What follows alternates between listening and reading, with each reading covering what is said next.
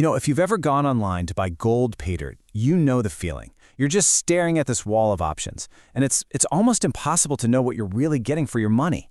Well, we're about to change all that. I'm going to give you a simple but really powerful framework to sort it all out. So that's the big question, right? How do you actually spot a good deal? How do you cut through all the flashy marketing and find the one bag that gives you the absolute best value? The whole marketplace is just overwhelming. I mean, you've got dozens of different vendors, each of them selling hundreds of different bags, all at different prices. It's just chaos. And most people, they just go with their gut feeling, or they stick to a brand they know, or hey, maybe they just buy whatever they saw in a YouTube video last week. And look, that's fine. But when you're spending your hard-earned money, there is a much, much smarter way to do this. And that smarter way, it all boils down to one powerful number. It's a single metric that just cuts through all the noise and tells you exactly what you're getting. It's called ROI. So what is ROI?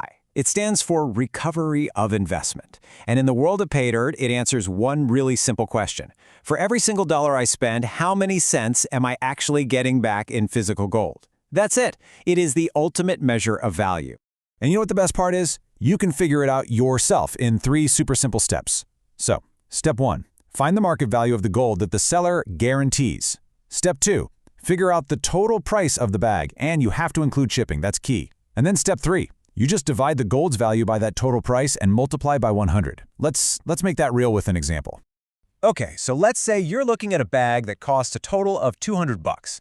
The vendor guarantees it's got at least 1 gram of gold inside. And for our example, let's say today's spot price for gold is $161 per gram. So, what's the ROI?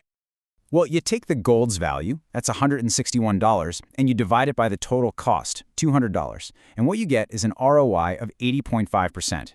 Now, the crucial thing to understand here is that means you're getting back 80.5 cents in raw gold for every single dollar you spend. That other 20 cents or so, well, that's what you're paying for everything else. The vendor's time, the dirt itself, the packaging, and of course, their profit.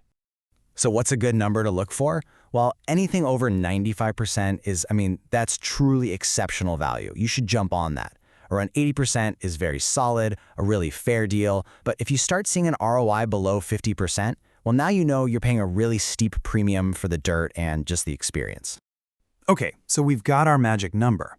But here's a really crucial detail that honestly, most buyers totally miss. This number, it isn't set in stone. This is so important. The value of a bag of pay dirt changes every single day, even if the seller never ever touches the price tag. And why is that? It's because the market price of gold is always moving. Let's go back to our $200 bag. Remember, with gold at $161 a gram, it had an 80.5% ROI. But just look what happens when the spot price climbs to $180 just a month later. That exact same bag, for the exact same price, now has a 90% ROI. It suddenly became a much better deal, and the only thing that changed was the market. So while ROI is your most powerful tool, for sure, it's not the only thing to consider. There are a few other critical factors you've got to look at to get the whole picture. First and foremost, the guarantee. I can't stress this enough. Every single reputable seller will tell you the minimum amount of gold you'll find. If they don't, you can't calculate ROI, which means you have no way to evaluate its value. That is a massive, massive red flag. Don't even think about it. Just walk away. Next up, always, and I mean always, look at the total price. A $50 bag with $12 in shipping is actually more expensive than a $60 bag with free shipping. The sticker price can be really misleading. It's that final number at checkout that you have to use for your ROI calculation. And please, do not confuse the weight of the dirt with the weight of the gold. A heavy 3-pound bag sounds impressive, right? But it's the grams of gold inside that determine the value. Remember, you're buying gold, you're not buying dirt. Always compare the gold weight to the gold weight. And finally, there's all the stuff that doesn't really fit neatly into a spreadsheet. You know, the experience. A beautiful unboxing, a handwritten note from the seller, maybe some cool bonus gems, or an amazing story about where the dirt came from. Now, these things have real value for sure, but only you can decide how much they're actually worth to you. All right, so let's put all of this together and see how it works in a real-world scenario. Let's get practical. Just take a look at this. Okay, so we have 2 bags here, priced almost identically. At a glance, you'd probably think it's a toss-up. But once you actually run the numbers and calculate the ROI, you see that bag B offers significantly better value for your money. That 8-point difference, that's meaningful. And you would never, ever spot that just by looking at the product listings alone.